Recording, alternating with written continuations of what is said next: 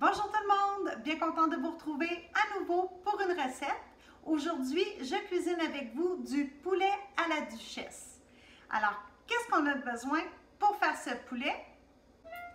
2 jeunes poulets, du sel, du poivre, de la farine, de la panure, un œuf, un quart de tasse de beurre fondu, une tasse de bouillon, une tasse de lait et de crème.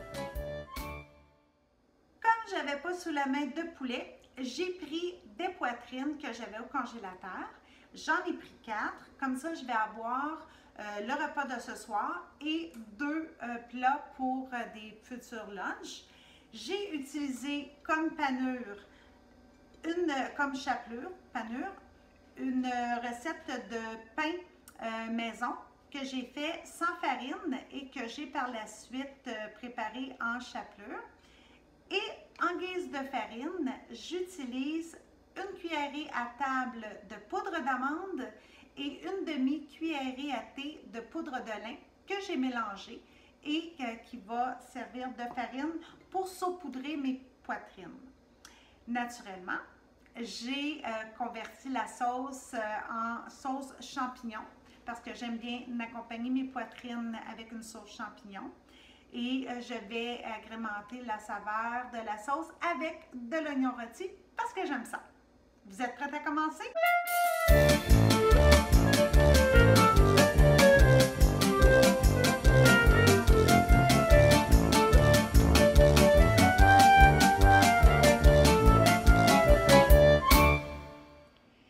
Si vous utilisiez un poulet ou 2 entiers, comme la recette l'indique, vous auriez séparé les poulets en morceaux, donc vous auriez coupé en parties avant de le mettre au four. Moi, les poitrines sont déjà séparées naturellement, alors je vais les poivrer légèrement de chaque côté avant de les tremper dans la panure. En fait, dans la préparation d'œufs. Donc, ça va bien les assaisonner. Si vous aimez plus d'assaisonnement, bien, c'est toujours plaisant de personnaliser nos recettes en ajoutant les épices que l'on souhaite sur notre préparation de viande. Cette fois-ci, je vais respecter, mis à part pour la sauce, je vais respecter les ingrédients pour que la saveur de ma panure soit plus présente. Alors, du sel. Ensuite, je vais les enfariner. Donc, ma petite préparation, vous, si vous utilisez de la farine, c'est correct aussi. J'aime que les gens respectent leur valeur alimentaire. Moi, comme je le répète à chaque recette, c'est par respect de l'alimentation que j'ai actuellement, qui est celle cétogène. Et donc, je veux réduire au maximum ma quantité de glucides que je consomme. Un jour, je reviendrai peut-être ou je me permettrai plus souvent des recettes qui comportent des farines ou des glucides mais je veux quand même adopter cette alimentation à long terme. Une fois que l'on a bien enfariné, poivré, salé nos poitrines, on les trempe dans la préparation d'œufs. C'est simplement un œuf battu avec un petit peu d'eau. J'ai mis une demi-cuillerée à thé d'eau. Et par la suite, on enveloppe de chapelure, de panure. C'est certain que si vous en avez plus, vous pourrez vous permettre. Moi, c'est seulement ça qui me restait d'une préparation antérieure. Comme c'est une panure que j'avais préparée à la maison, je l'ai conservée au froid, recouverte d'un petit papier absorbant, communément appelé essuie-tout. Puis, oh, j'espère que je vais en avoir assez. Oh. Puis, parce que vu que c'est maison, bon, l'humidité, j'avais peur que ça, pas altère le goût, mais que ça fasse en sorte que la préparation se périsse. Mais non, ça s'est très bien conservé dans un emballage Tupperware, genre comme diraient mes enfants. Bon, celui-là va être moins pané, mais on fait avec ce qu'on a. Maintenant que j'ai bien enduit de panure, je vais les mettre au four. Puis, dans 10 minutes, je vais les arroser avec la préparation de beurre ici que je vais faire fondre. La recette originale demande, si elle est respectée telle quelle, un quart de tasse de beurre fondu, mais comme je n'ai pas 2 poulets, que j'ai 4 poitrines, j'ai coupé en 2, donc j'ai mis seulement la moitié du quart de tasse, donc 1/8 de tasse, que je vais faire fondre dans 10 minutes. Ça fait 10 minutes que les poitrines sont au four. Je vais donc les badigeonner avec le beurre que j'ai fondu.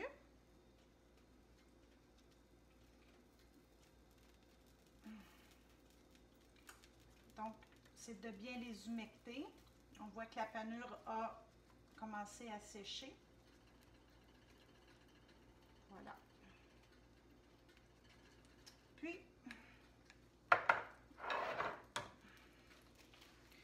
on remet jusqu'à temps que la cuisson soit complétée. Mes poitrines sont au four à 350 pour 20 minutes. Si vous aviez utilisé le poulet entier, vous pourrez compter peut-être 2 heures selon la grosseur de vos pièces de viande. Puis, si vous allez en fonction à l'œil, bien, une fois que la viande se détache bien des os, généralement, c'est bien cuit. Pendant que le poulet cuit, si vous n'avez pas déjà fait de bouillon de poulet maison, bien, vous pouvez profiter de ces 2 heures-là pour faire votre bouillon à partir d'os de poulet que vous aurez récupéré chez votre boucher ou avec les abattis de poulet si elles étaient à l'intérieur de votre poulet. Vous voulez voir la recette de bouillon que j'ai utilisée? Je vais vous afficher le lien à la fin de cette vidéo. Le mien était déjà prêt, alors je le mets de côté pour ma recette de sauce béchamel.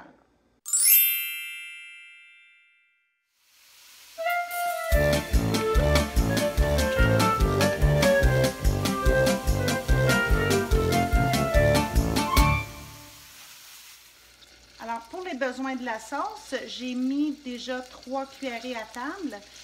Donc, c'est 4 cuillerées à table pour 4 cuillerées à table de farine. Donc, beurre et farine, on met la même quantité. 4 pour 2 tasses de liquide. J'ai 1 tasse de bouillon et j'ai 1 tasse de crème et lait. Donc, une demi-tasse, pardon, de lait et une demi-tasse de crème 35%. Je fais fondre mon beurre. J'ai quand même réservé 1 cuillerée à table de beurre pour délayer ma gomme de xanthane comme épaississant. Si vous avez utilisé de la farine, vous auriez fait le même processus pour éviter les grumeaux. Alors, mon beurre est en train de mousser. J'ajoute mes oignons pour les faire revenir légèrement. Donc, je prépare comme il faut. Je l'agrémente d'un bon goût d'oignon. Je vais laisser cuire 1 minute. Déjà, là, les sucres de l'oignon se dégagent. Ça sent tellement bon. Et je vais ajouter ma gomme de xanthane dans mon épaississant. Si vous avez utilisé la farine, vous allez ajouter la vôtre. Et on remet comme ça pour 1 minute encore. Le temps que le tout soit bien enrobé et que les oignons cuisent une autre petite minute. Et je vais ajouter mon bouillon.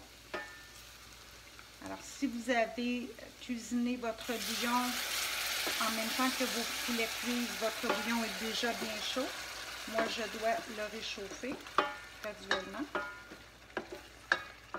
On voit que... Hop! J'ai un champignon qui est tombé. On voit que ça s'épaissit, là. Vous auriez le même résultat avec votre farine.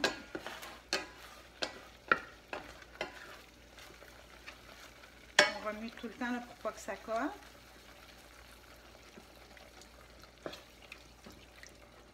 J'aurais dû utiliser un fouet.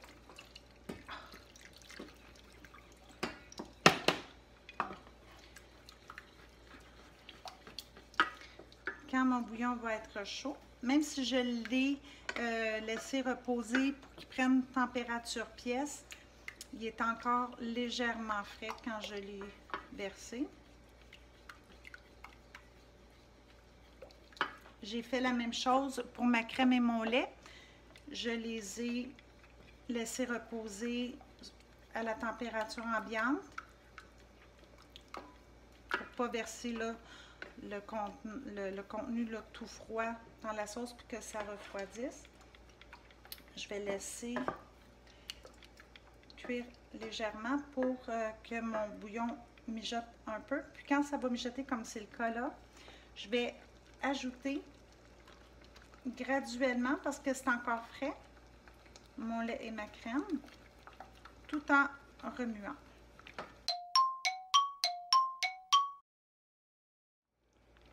J'ai incorporé tout ma crème et lait dans mon mélange de bouillon, oignon et beurre fariné. Et je vais laisser mijoter à feu doux, juste pour qu'il y ait un petit bouillonnement, là, mais vraiment délicat, pour éviter là, que la farine, en fait, la sauce colle au fond.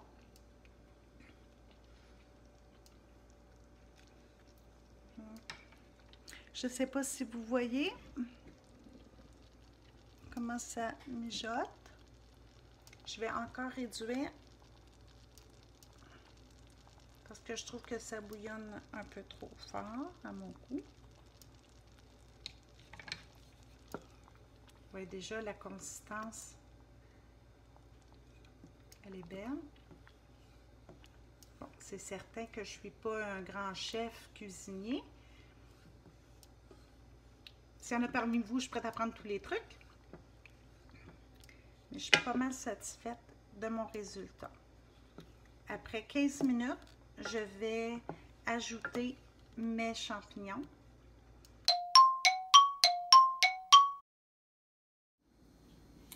Bon, ben c'est prêt.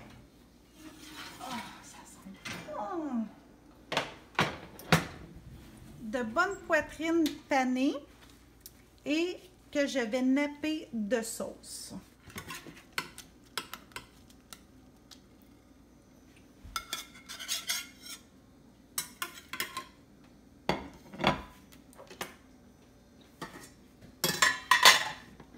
Ma sauce que j'ai mis sur le réchaud, on voit qu'elle est bien onctueuse.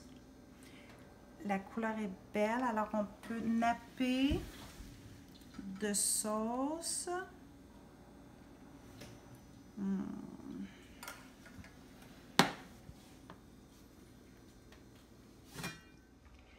C'était une autre bonne petite recette économique que j'estime à environ 4 $ par portion, excluant les légumes d'accompagnement que je vais ajouter pour agrémenter notre assiette. Mais encore, si on achète ces légumes-là en saison ou bien en spécial, bien, on vient qu'à faire un bon plat pour beaucoup moins que 10 $. ce qui est très intéressant pour mon portefeuille. Alors, j'espère que vous avez aimé ma recette d'aujourd'hui. Si c'est le cas, soulignez-le en cliquant j'aime. Abonnez-vous si ce n'est pas déjà fait pour recevoir des notifications pour chaque publication vidéo que je mets en ligne. Et je vous souhaite une belle soirée et bon appétit!